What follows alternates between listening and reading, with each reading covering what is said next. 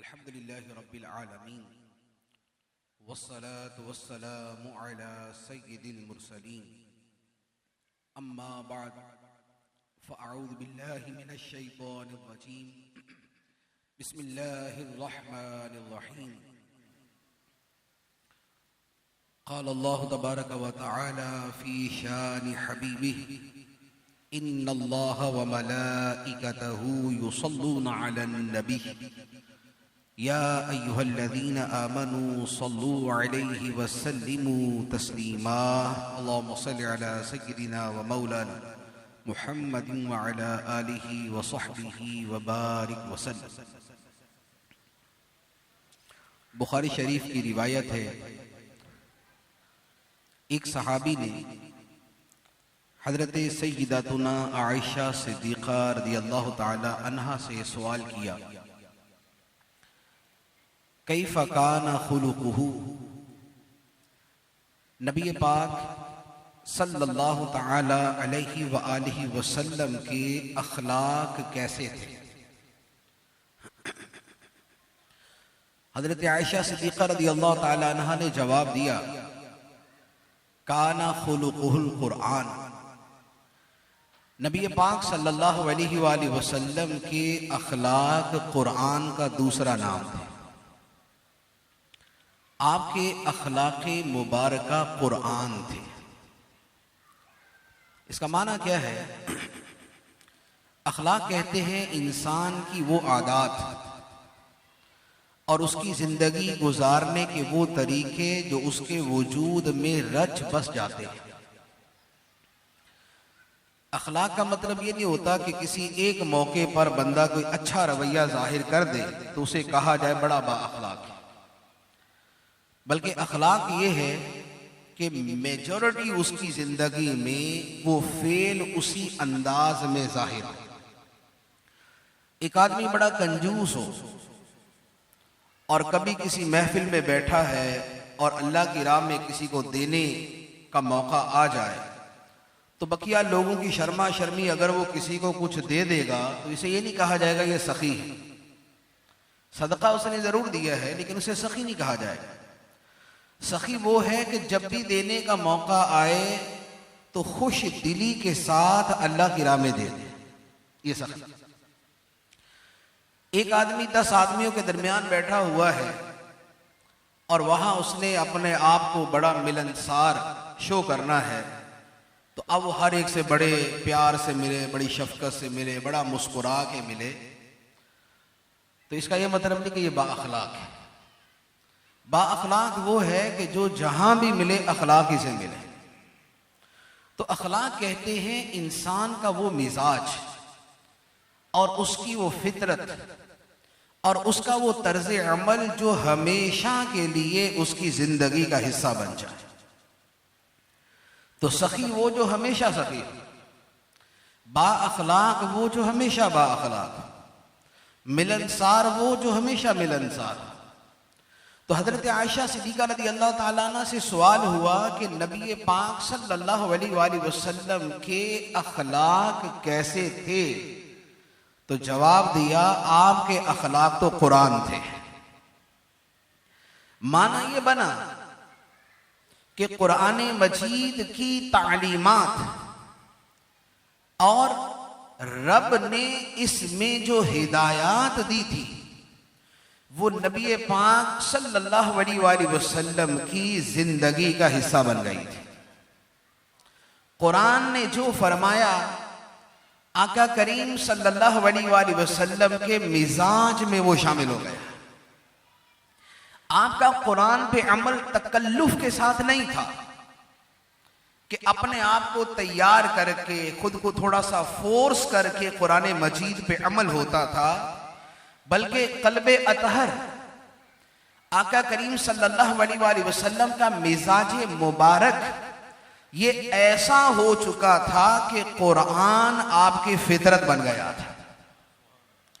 इसीलिए नबी पाक सल्लल्लाहु अलैहि वसल्लम ने जो भी अमल किया और कुरान मजीद की जिस तालीम पर भी अमल किया तो आप देखेंगे कि आपका उस तालीम पर अमल करना बड़े शौक के साथ हुआ करता था, बड़ी मोहब्बत के साथ हुआ करता था, बड़े जज्बे के साथ हुआ करता था, बल्कि जितना हुक्म दिया जाता था उससे ज्यादा अमल हुआ करता था। अब कुरान मजीद के आप जितने अहकाम ले लें, आका करीम सल्लल्लाहु अलैहि वसल्लम की सीरत मुबारका में सब आमाल इसी तरह ही नजर आएंगे। और इसी को अल्लाह ताला ने कुरान पाक की एक आयत में बयान फरमाया लक़द कान लकुम फी रसूलिल्लाहि उस्वतुन हसना। ए लोगों, ए मुसलमानों, बेशक तुम्हारे लिए अल्लाह के रसूल की जिंदगी में बेहतरीन नमूना है। अल्लाह के रसूल की जिंदगी में बेहतरीन नमूना है। तो नबी पाक सल्लल्लाहु अलैहि वसल्लम की सीरत तैयबा के जितने भी पहलू हैं, भाई ये बच्चों को जरा हटाएं, ये को बच्चों को साइड में करें। नबी पाक सल्लल्लाहु ताला अलैहि वसल्लम की हयात मुबारका के जितने भी पहलू हैं, उसमें ये वस्फ कि आपके अखलाक कुरान थे और आपकी जिंदगी बेहतरीन नमूना थी, ये हर हर पहलू में नजर आएगा। चंद एक मिसालें अर्ज करता हूं। अल्लाह ताला ने नमाज का हुक्म इरशाद फरमाया कुरान मजीद में, एक जगह नहीं बहुत सी जगह पे नमाज का हुक्म दिया, अक़ीमुस्सलाह, नमाज कायम करो। अब नमाज कायम करने का जो हुक्म दिया नबी पाक सल्लल्लाहु अलैहि वसल्लम का, उस पर अमल कैसा था, उसके लिए सूरह मुज़म्मिल की आयात मुबारका सुनिए। कुरान मजीद के इब्तिदाई दौर में जब इब्तिदान कुरान नाजिल हुआ, अल्लाह ताला ने इरशाद फरमाया या अय्युहल मुज़म्मिल कुमिल लैला, ए चादर ओढ़ने वाले रात को क़याम कीजिए, रात को नमाज पढ़िए। कितनी देर नमाज पढ़े? तो लफ्ज़ रात था, आधी रात पढ़े, पूरी रात पढ़े, तिहाई रात पढ़े, इसके बारे में नहीं फरमाया। तो नबी पाक सल्लल्लाहु अलैहि वसल्लम ने इस आयत मुबारका पर अमल ऐसे किया कि आपने पूरी रात ही नमाज पढ़ना शुरू कर दी, पूरी रात नमाज पढ़ना शुरू कर दी। और अल्लाह ताला ने आयत का अगला हिस्सा नाज़िल फरमाया या अय्युहल मुज़्ज़म्मिल कुमिल लैला इल्ला कलीला निस्वहु अव इंकुस मिनहु कलीला औ ज़िद अलैहि वरत्तिलिल कुरआन तरतीला। फरमाया कि ए चादर ओढ़ने वाले रात को क़याम कीजिए मगर थोड़ा सा आराम भी कीजिए, मगर थोड़ा सा आराम भी कीजिए। आप रात को क़याम करें, कुमिल लैला इल्ला कलीला, मगर रात का कुछ हिस्सा आराम भी करें। अब नमाज कितनी पढ़े? फरमाया निस्फहु, आधी रात, अव इंकुस मिनहु कलीला, या इससे भी कुछ कम कर लें, औ ज़िद अलैहि, या इस पे कुछ बढ़ा दे, लेकिन रात में आराम जरूर किया करें। अब आप देखें कि हुक्म दिया जाए तो उस पे अमल का उमूमी तरीका ये होता है कि भाई उसके मुतलक पे जितना अमल कर लिया जाए। कहा गया नमाज पढ़ो तो थोड़ी सी नमाज पढ़ ली, अमल हो गया। लेकिन नबी पाक सल्लल्लाहु अलैहि वसल्लम हुक्म पे अमल फरमाते तो जो उसका मैक्सिमम दर्जा होता, जो उसका सबसे ऊपर वाला दर्जा होता, नबी पाक अलैहिस्सलातु वस्सलाम उसके मुताबिक आप अमल फरमाया करते थे। अल्लाह ताला ने कुरान मजीद की दूसरी आयत मुबारक नाज़िल फरमाई। जब नबी पाक सल्लल्लाहु अलैहि वसल्लम इतनी लंबी नमाज पढ़ते, इतनी लंबी नमाज पढ़ते कि आपके पांव मुबारक सूज जाते थे, वरम आ जाते। अल्लाह ताला ने कुरान मजीद की आयत नाज़िल फरमाई, फरमाया तौहा मा अंज़लना अलैकल कुरआन लितशक़ा, ए पाकीज़ा सरदार, ए पाकीज़ा हादी, हमने ये कुरान आप पे इसलिए नाजिल नहीं किया कि आप मुशक्कत में पड़ जाओ। हमने आपको नमाज का हुक्म दिया और आप इतनी लंबी नमाज पढ़ते हैं और इतना तवील क़याम करते हैं और इतनी मुशक्कत उठाते हैं कि आपके पांव में वरम आ जाता है।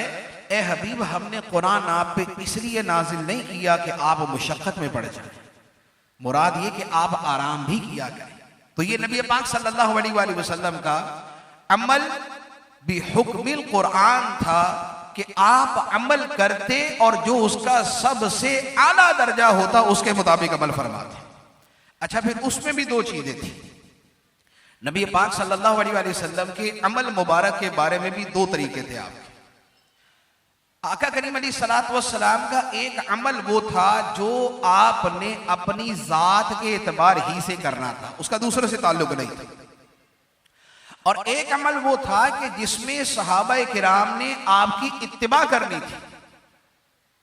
नबी पाक सल्लल्लाहु अलैहि वसल्लम का तरीका ये होता था कि जब आप वो अमल करते जो आपने ही करना है तो उसके सबसे आला दर्जे पर जाके करते थे, और जब वो अमल करते थे कि जिसमें उम्मत ने फॉलो करना था तो आप आसानी वाला रास्ता इख्तियार करते थे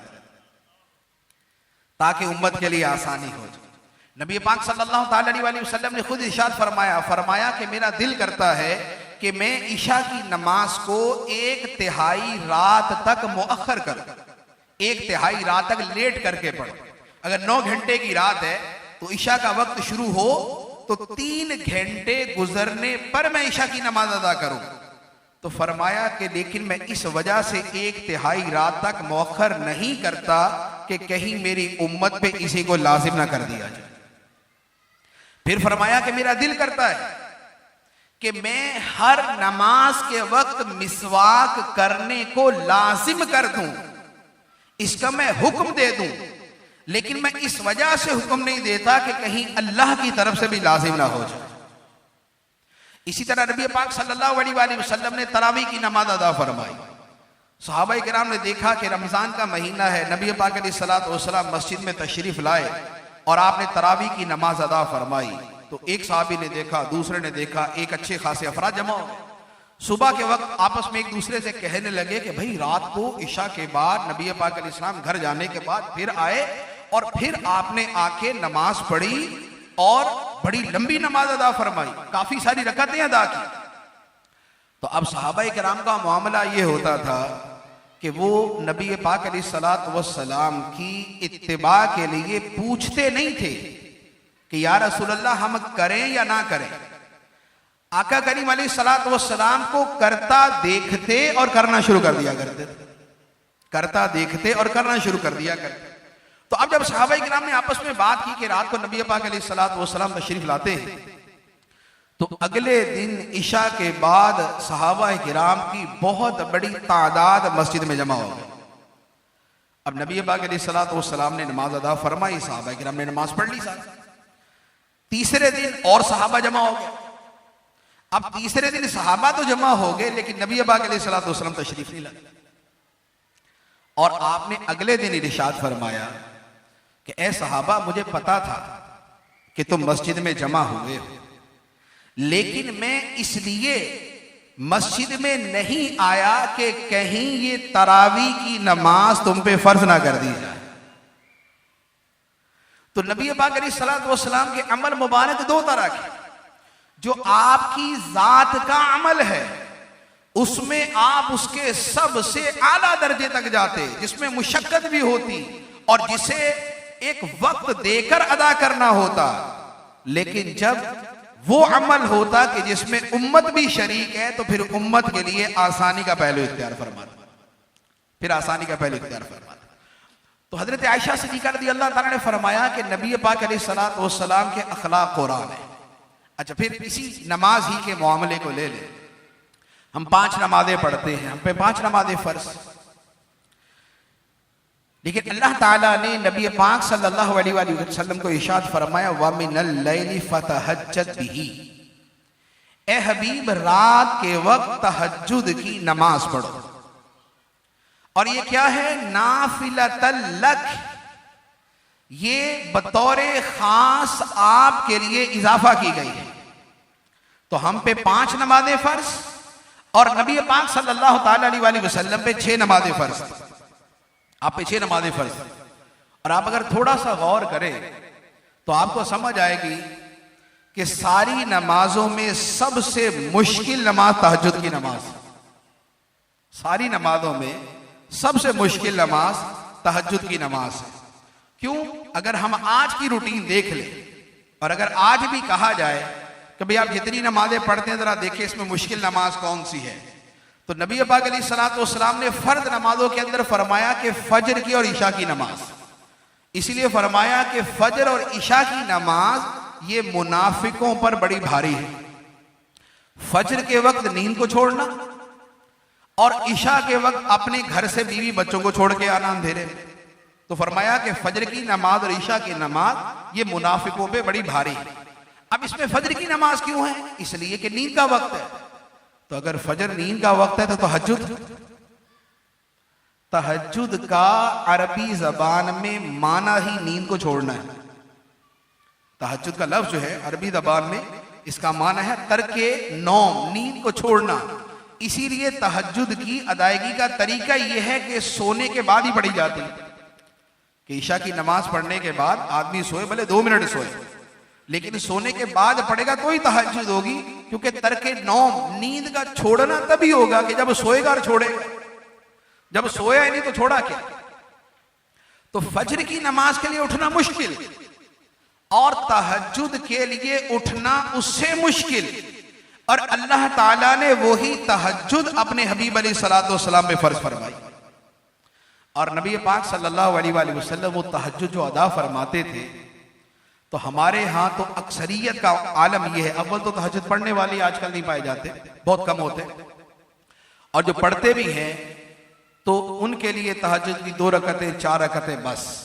और अगर पढ़ भी ली तो ये बोलेंगे कि अजान फजर से जरा 15 मिनट पहले उठ जाएंगे, तो आखिर के 10-12 मिनट के अंदर वुजू किया, 2 रकत पढ़े तो तहज्जुद का मोहर लग गई उसकी। ये भी फजीलत है, ये भी अच्छी बात, अगर कोई ये करता है ये भी सादत है उसकी। भारत उसने तहज्जुद पढ़ी है, अल्लाह ताला उसको उसके मुताबिक अजर अता फरमाएगा।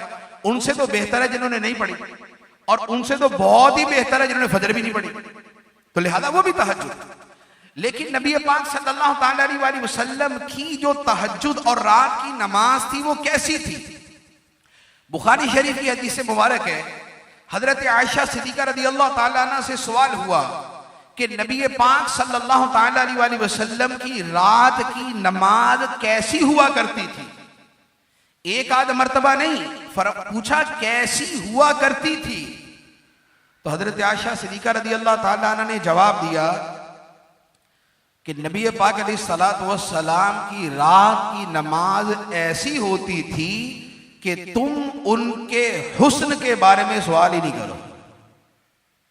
फला तसअल अन हुस्निहिन्ना, फरमाया कि उसके हुस्न के बारे में सवाल नहीं करो कि वो कैसी हसीन नमाज हुआ करती थी। और फिर फरमाया कि तवील नमाज अदा फरमाते, लंबा क़याम होता और कसीर आयात की उसमें तिलावत फरमाते, और जैसा रुकू होता वैसा उसके साथ, जैसा क़याम होता वैसा रुकू, और जैसा रुकू होता वैसा सजदा हुआ करता था। और उसकी एक कैफियत एक हदीस मुबारक में बयान की, हजरत हुज़ैफा रज़ियल्लाहु ताला अन्हु की रिवायत है, बुखारी शरीफ की हदीस है। वो फरमाते हैं कि एक मरतबा मैं रात की नमाज में नबी पाक अलैहिस्सलातु वस्सलाम के साथ खड़ा हो गया। मैं खड़ा हुआ तो जमात के साथ में पीछे नमाज पढ़ने लग गया। एक आध के साथ जमात करना नबी पाक अलैहिस्सलातु वस्सलाम से साबित है, नफल नमाज। तो फरमाते हैं कि सरकार दो आलम सल्लल्लाहु अलैहि वसल्लम ने नमाज शुरू फरमाई, अल्लाहु अकबर, सूरह फातिहा, और उसके बाद सूरह बकरा पढ़ना शुरू कर दी। अब सूरह बकरा पढ़ना शुरू की, एक आयत, दूसरी आयत, तीसरी आयत, चौथी आयत, 5वीं आयत, 10वीं आयत, 12वीं आयत, 15वीं आयत, 20वीं, 25वीं, 30वीं।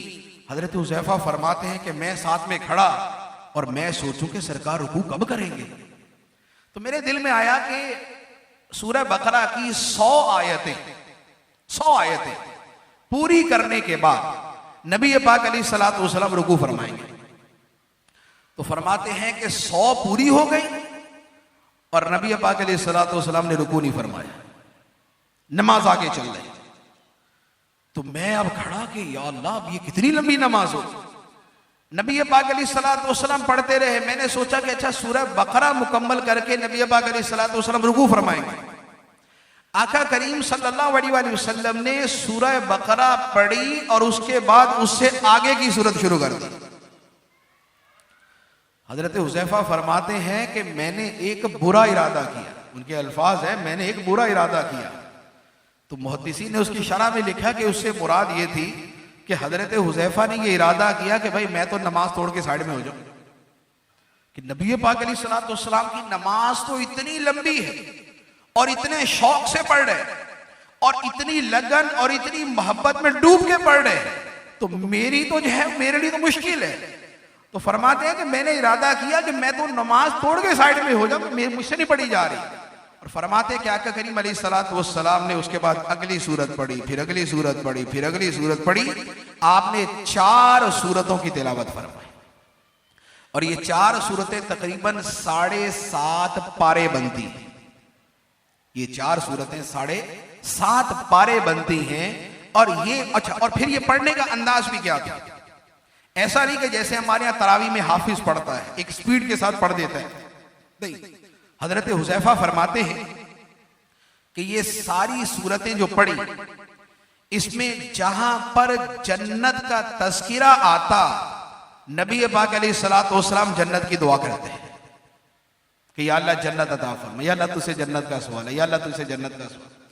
जहां पर जहन्नम की बात आती तो नबी पाक अलैहिस्सलाम जहन्नम से पनाह मांगते, ए अल्लाह जहन्नम से पनाह अता फरमा, ए अल्लाह जहन्नम से पनाह अता फरमा। ये तालीम उम्मत के थे। और जहां अल्लाह की अजमत की बात आती, अल्लाह की अजमत की बात आती, जैसे आयतुल कुर्सी उसी के अंदर है, अल्लाहु ला इलाहा इल्ला हुवल हय्युल क़य्यूम, या अल्लाहु वलियुल लज़ीना आमनू युखरिजुहुम मिनल ज़ुलुमाति इलन नूर। या इसके अलावा और आयत है कि जिसमें अल्लाह की अजमत व शान की आयत आती, तो नबी पाक अलैहिस्सलाम अल्लाह की अजमत व शान पर उसकी हम्द बयान करते। ये 4 रकातें पढ़ी और उसमें इतनी तवील क़िराअत, और उस क़िराअत में भी जहां जैसी आयत उसके मुताबिक दुआ, और फिर सिर्फ क़ियाम ऐसा नहीं, हजरत हुज़ैफा फरमाते हैं कि जैसा क़ियाम था वैसा ही रुकू था, और जैसा रुकू होता वैसा ही सजदा होता। और सजदा नबी पाक सल्लल्लाहु अलैहि वसल्लम बतौर खास बड़े शौक और बड़ी मोहब्बत के साथ अदा करते थे, क्योंकि आका करीम सल्लल्लाहु अलैहि वसल्लम ने खुद फरमाया कि बंदा अपने रब के सबसे ज्यादा करीब हालत सजदा में होता है। बंदा अपने रब के सबसे ज्यादा करीब हालत सजदा में होता है। तो जब क़याम इतना तवील है और उससे ज्यादा कुर्ब सजदे में है, तो नबी पाक सल्लल्लाहु अलैहि वसल्लम का सजदा मुबारका भी उसी के मुताबिक हुआ करता। ये थी नबी पाक अलैहिस्सलाम की नमाज। और ये है वो नमाज कि हजरत आयशा सिद्दीक़ा रज़ी अल्लाह ताला अन्हा जिसके बारे में फरमाती हैं कि फला तसअल अन हुस्निहिन्ना, उन रकातों के हुस्न के बारे में सवाल ना कर, वो कैसी होती। और फिर आका करीम सल्लल्लाहु अलैहि वसल्लम का ये जो मामूल था नमाजों को इतना तवील पढ़ने का, इतनी लंबी नमाज पढ़ने का कि पाँव मुबारक सूज जाते, तो आपसे अर्ज की गई, या रसूलल्लाह सल्लल्लाहु अलैहि वसल्लम, आप इतनी लंबी नमाजें पढ़ते हैं, हालांकि आपकी शान तो यह है कि आपके सदके दूसरे बख्शे जाएंगे, आपके सदके तो और बख्शे जाएंगे। बंदा नमाज़ें इसलिए पढ़ता है बख्शा जाए, हम नमाज पढ़ते हैं कि या अल्लाह बख्शिश कर देना, बख्शे जाए। या रसूलल्लाह आपकी शान तो यह है कि आपके सदके दूसरे बख्शे जाएंगे, आप इतनी तवील नमाज क्यों अदा फरमाते हैं?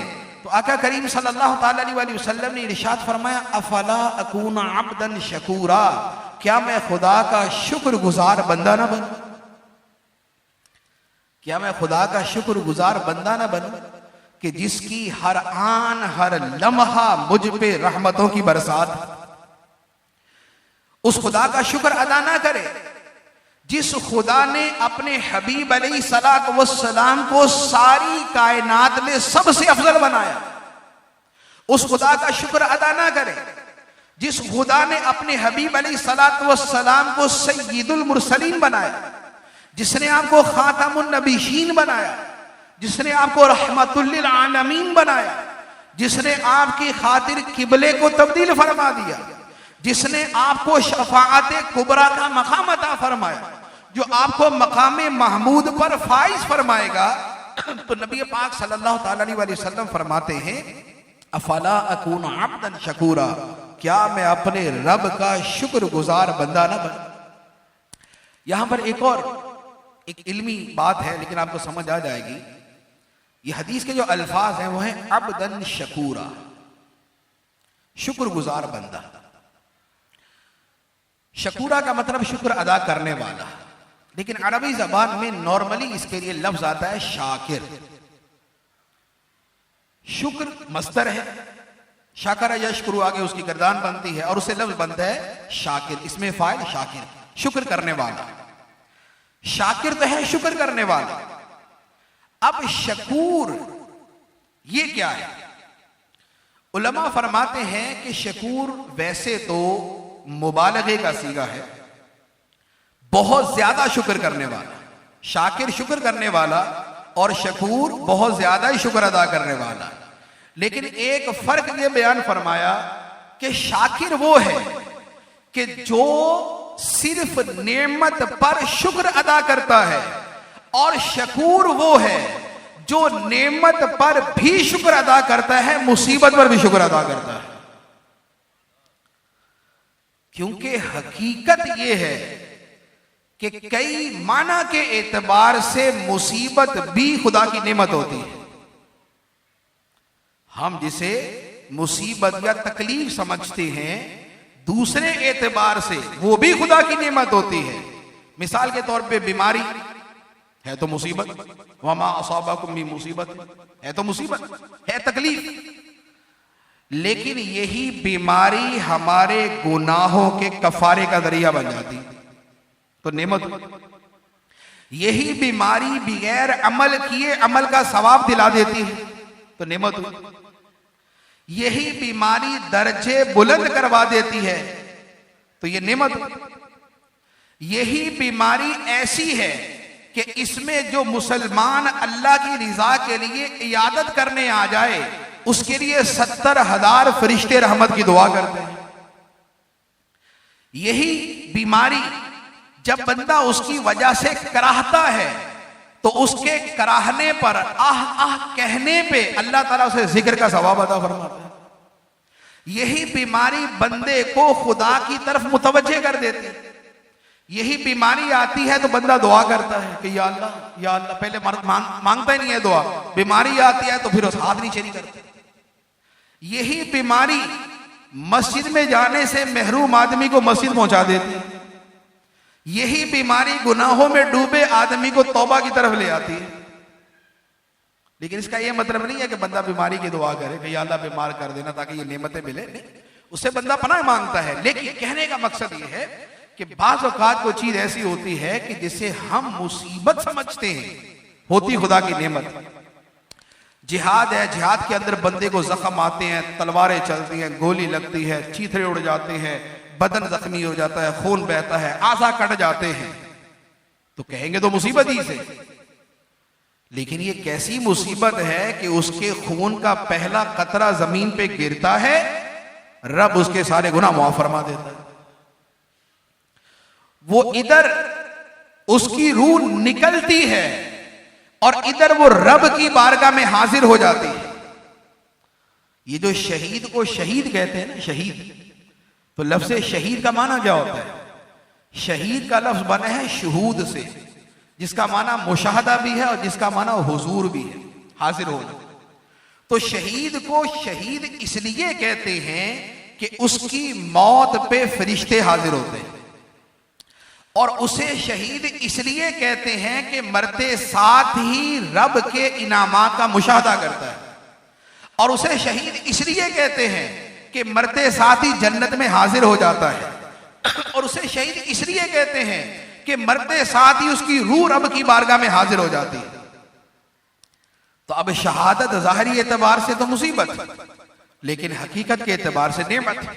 लेकिन हमारा चूंकि मामला यह है कि हम नेमत को तो नेमत समझते हैं, लेकिन मुसीबत के ऊपर सिर्फ चीखें ही मारते हैं कि नहीं भाई ये क्यों आई, ये नहीं आनी चाहिए, ये कैसे आ गई। नहीं, जिसका जितना मकाम बुलंद होता है उसकी अल्लाह की कज़ा पे उतनी रजा होती है। अल्लाह की कज़ा पे, अल्लाह के फैसलों पे उतनी रजा होती है, वो खुदा से उतना ही राजी होता है। वो कहता है या अल्लाह नेमतें भी तेरी तरफ से, मुसीबतें भी तेरी तरफ से, तो लिहाजा जब सब तेरी तरफ से है तो मैं तेरी रिजा पे राजी हूं, मैं तेरी रिजा पे राजी हूं। इसीलिए वो फारसी का बड़ा खूबसूरत एक जुमला है, रजाए मौला अज हमा औला। मौला की रिजा हर शय से औला है, हर शय से बुलंदतर है। बंदा हर हाल में खुदा की रिजा पे राजी रहे। तो नबी पाक सल्लल्लाहु ताला अलैहि वसल्लम आपने क्या फरमाया, अफला अकूना अब्दन शकूरा, क्या मैं खुदा का बहुत ज्यादा शुक्र करने वाला बंदा ना बनूं, कि उसकी नेमतों पर भी शुक्र और जाहिरी एतबार से जो तकलीफें हैं उस पर भी शुक्र, कि अल्लाह ताला उन तकलीफों के जरिए क्या क्या अता फरमाता है। खुदा तकलीफ देता है, बंदा सब्र करता है, रब फरमाता है मैं तुम्हारे साथ हूं, इन्नल्लाह मअस साबिरीन। बंदा सब्र करता है तो रब क्या फरमाता है, मैं तुम्हारे साथ हूं। बंदे को तकलीफ आती है, वो उस तकलीफ को खुदा की नेमत समझता है, वो उस पर सब्र करता है, तो रब फरमाता है ये जो सब्र करने वाला है वह बशरी साबिरीन अल्लज़ीना इज़ा असाबतहुम मुसीबतुन क़ालू इन्ना लिल्लाहि व इन्ना इलैहि राजिऊन। फरमाया कि बशारत दो, खुशखबरी सुनाओ इन सब्र करने वालों को कि जब इन्हें कोई मुसीबत पहुंचती है तो ये कहते हैं कि हम तो हैं ही अल्लाह के और हमें उसी की तरफ लौट कर जाना है। तो ये जो सब्र करने वाले थे, जिन्होंने मुसीबत पर सब्र किया, रब फरमाता है उलाइका अलैहिम सलावातुम मिन रब्बिहिम व रहमा, इन पर इनके रब के दुरूद हैं, इन पर इनके रब की रहमत। तो नबी पाक सल्लल्लाहु ताला अलैहि वसल्लम खुदा के बहुत ज्यादा शुक्रगुजार बनते। तो बात मैंने शुरू की थी कि आका करीम सल्लल्लाहु अलैहि वसल्लम का जो अमल मुबारक है वो अमल ऐसा होता था कि जो आप फरमाते, आप जितना फरमाते उससे ज्यादा करते और जितना फरमाते उससे ज्यादा अच्छा करते, जितना फरमाते उससे ज्यादा अच्छा अमल करते। एक हदीस मुबारक मजीद बयान करता हूं, रोजे का हुक्म है। अल्लाह ताला ने हमें रोजे का हुक्म इरशाद फरमाया, या अय्युहल्लज़ीना आमनू कुतिबा अलैकुमुस सियाम, ए ईमान वालों तुम पे रोजे फर्ज किए गए, रोजे फर्ज। नबी पाक सल्लल्लाहु ताला अलैहि वसल्लम ये फर्ज रोजे रखते, लेकिन इन फर्ज रोजों के साथ आप मजीद कितने रोजे रखते, आप और कितने रोजे रखते। नंबर एक, रजब का महीना तकरीबन पूरे का पूरा रोजे से गुजरता, तकरीबन, पूरा नहीं तकरीबन। रजब के बाद शाबान, शाबान का महीना भी तकरीबन पूरा ही रोजे से गुजरता। उसके बाद शवाल, शवाल के 6 रोजे, मुहर्रम के 9 और 10 2 दिन के रोजे, इसके अलावा हर महीने की 13, 14, 15 अय्याम 20 चांद की तारीख के एतबार से 3 रोजे, इसके अलावा हर पीर शरीफ का रोजा, और इसके अलावा जुमेरात का रोजा, और इसके अलावा और कई महीनों में कई अंदाज के रोजे। तो अब आप गौर फरमाएं कि रब ने तो फरमाया था फमन शाहिद मिनकुम शहर फलयसुम, जो इस शहरे रमजान को पाए तो इसके रोजे रखे, जो माह रमजान को पाए इसके रोजे रखे। लेकिन नबी पाक सल्लल्लाहु ताला अलैहि वसल्लम वो रोजे भी रखते और इसके साथ पूरे साल के अंदर आपके रोजों का सिलसिला जारी रहता। और फिर उन्हीं रोजों में एक और रोजा, जो मैंने अभी अर्ज किया ना कि नबी पाक सल्लल्लाहु ताला अलैहि वसल्लम का अमल दूसरों से ज्यादा भी होता, दूसरों से ज्यादा खूबसूरत भी होता, यानी कमियत और कैफियत दोनों के अंदर आका करीम अलैहिस्सलातु वस्सलाम का अमल ज्यादा होता है। हदीस मुबारक के अंदर एक रोजे का बयान है जिसे सौमे विसाल कहते हैं। सौमे विसाल क्या है कि सहरी करे और रोजा शुरू कर दी, अब उसके बाद इफ्तारी का वक्त आया, इफ्तारी नहीं करनी और चल सो चल, अगला दिन आया सहरी नहीं करनी और अगला रोजा शुरू कर देना। सहरी इफ्तारी के बगैर मुसलसल कई दिनों तक रोजा जारी रखना, इसे कहते हैं सौमे विसाल। अब हदीस मुबारक है नबी पाक सल्लल्लाहु ताला अलैहि वसल्लम ने एक मरतबा सौमे विसाल रखना शुरू किया। तो सहाबाए किराम ने जब देखा कि आका करीम सल्लल्लाहु अलैहि वसल्लम ने रोजा रखना शुरू किया और आप इफ्तार ही नहीं करते, रोजा रख लिया, इफ्तार नहीं किया, अगले दिन सहरी भी नहीं की और उसे आगे रोजा शुरू कर दिया, तो सहाबाए किराम ने भी इसी पर अमल करना शुरू कर दिया कि रोजा रखा, इफ्तार नहीं किया, सहरी नहीं की, अगला रोजा, इफ्तारी नहीं की, सहरी नहीं की, अगला रोजा। अब जब तीसरा दिन आया, नबी पाक सल्लल्लाहु ताला अलैहि वसल्लम मस्जिद में तशरीफ लाए, तो सहाबाए किराम को देखा कि किसी से खड़ा नहीं हुआ जा रहा, किसी से बैठा नहीं जा रहा। 3 दिन से भूखे प्यासे, ना खड़ा हुआ जा रहा ना बैठा जा रहा, कोई इधर पिलर से टेक लगा के बैठा है, कोई वहां कोने में लेटा हुआ। तो नबी पाक अलैहिस्सलातु वस्सलाम ने फरमाया, तुम्हें क्या हुआ, ये ऐसी हालत? अर्ज की, या रसूल अल्लाह, हमने आपको रोजे रखते देखा तो हमने भी रखने शुरू कर दिया। आपने बगैर इफ्तारी के अगला शुरू कर दिया, हमने भी बगैर इफ्तारी के अगला शुरू कर दिया। आपने बगैर सारी के अगला रखा, हमने भी बगैर सारी के अगला रखा। नबी पाक सल्लल्लाहु ताला अलैहि वसल्लम ने इरशाद फरमाया, अय्युकुम मिस्ली, ए सहाबा तुम में मेरे जैसा है कौन? अभी तो इंदा रब्बी, मैं तो रातें अपने रब के पास गुजारता हूं। युतइमुनी व यस्कीनी, मेरा रब मुझे खिलाता है, मेरा रब मुझे पिलाता है।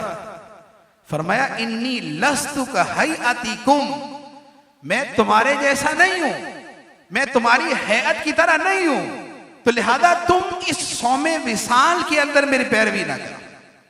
तो ये हदीस मुबारक नबी पाक अलैहिस्सलातु वस्सलाम की एक तो फजीलत, सहाबाए किराम की इत्तिबा का जज्बा, लेकिन उसके साथ जो असल मौजू जो मैं अर्ज कर रहा हूं वो ये है कि नबी पाक सल्लल्लाहु ताला अलैहि वसल्लम जिस शय पर भी अमल फरमाते, उस पर आपका अमल मुबारक हमेशा दूसरों से ज्यादा भी होता और उनसे ज्यादा खूबसूरत भी हुआ करता था। और यही वो मिजाज और यही वो तबीयत और यही वो नेचर और यही वो सजीयत और यही वो खुलुक है कि जिसके बारे में हजरत आयशा सिद्दीका रज़ियल्लाहु ताला अन्हा ने बयान किया था कि सवाल हुआ कि कैफ़ा काना खुलुकुहु, कि नबी पाक अलैहिस्सलातु वस्सलाम के अखलाक कैसे हैं। तो आका करीम सल्लल्लाहु अलैहि वसल्लम ने हजरत आयशा सिद्दीका ने जवाब दिया कि आका करीम अलैहिस्सलाम के अखलाक तो कुरान है, आपके अखलाक तो कुरान है, कुरान ने जो फरमा दिया आपकी जिंदगी का हिस्सा बन गया। और यही जिंदगी कि जिसका मुशाहदा करना हो तो कुरान को पढ़ ले। नबी पाक अलैहिस्सलातु वस्सलाम की यही जिंदगी, यही सीरत मुबारका, इसे पढ़ना है तो कुरान को पढ़ ले, और कुरान को अमली सूरत में देखना है तो मुस्तफा को देख ले सल्लल्लाहु अलैहि वसल्लम। आका करीम अलैहिस्सलातु वस्सलाम की सीरत ये कुरान की अमली तफसीर है, और कुरान नबी पाक अलैहिस्सलातु वस्सलाम की अमली सीरत है, ये आपकी सीरत मुबारक है। तो हमारे लिए इसके अंदर सबक क्या है कि अल्लाह ताला ने इस पूरे अमल के खुलासे को जो बयान फरमाया, वो फरमाया कि बेशक ए ईमान वालो, तुम्हारे लिए अल्लाह के रसूल की जिंदगी में बेहतरीन पैरवी मौजूद है, बेहतरीन नमूना मौजूद है, तुम्हारे लिए आला दर्जे का रोल मॉडल मौजूद है। अब तुम्हारी इबादतें हैं तो बेहतरीन पैरवी आका करीम अलैहिस्सलाम की सीरत में, तुम्हारे अखलाक हैं तो आका करीम अलैहिस्सलाम के अखलाक के अंदर उसका नमूना मौजूद है। तुम्हारा मिलना है, तुम्हारा कारोबार करना है, तुम्हारा घरेलू जिंदगी गुजारना है, हर शय के अंदर नबी पाक अलैहिस्सलातु वस्सलाम की सीरत तैयबा अमली नमूना। और कैसा, सिर्फ 2 बातें अर्ज करता हूं। नबी पाक अलैहिस्सलातु वस्सलाम ने फरमाया, खैरुकुम खैरुकुम लि अहलिही, तुम में बेहतरीन शख्स वो है जो अपने घर वालों के साथ बेहतरीन सलूक करने वाला है। तुम में बेहतरीन शख्स वो है जो अपने घर वालों के साथ बेहतरीन सलूक करने वाला है। और फरमाया, व अना खैरुकुम लि अहली, और मैं तुम में सबसे ज्यादा अपने घर वालों से अच्छा सलूक करने वाला। तो उसवा हसना क्या हुआ? उसवा हसना ये है कि अपने घर वालों के साथ बेहतरीन सलूक किया जाए। इसी तरह अब आ जाए जबान की तरफ या तिजारत की तरफ, तो नबी पाक सल्लल्लाहु ताला अलैहि वसल्लम की जाते मुबारका वो थी कि जो आपके दुश्मन थे वो भी नबी पाक अलैहिस्सलातु वस्सलाम को सादिक और अमीन के नाम से बुलाया करते थे। ये सादिक हैं, ये अमीन हैं, ये सच्चे हैं कि जिंदगी में इनका कोई अमल, कोई फेल, कोई वादा, कोई नीयत, कोई तरीका आपका सच के खिलाफ गुजरा ही नहीं। और अमानत ऐसी कि कुफार जब नबी पाक अलैहिस्सलातु वस्सलाम को शहीद करने के लिए हिजरत की रात आपके आस्ताना अक़दस के इर्द गिर्द मौजूद थे, इसलिए शहीद करने के लिए उस वक्त भी उन काफिरों की अमानतें नबी पाक अलैहिस्सलाम के पास थी। जिसे शहीद करना है अमानतें उसी के पास रखी।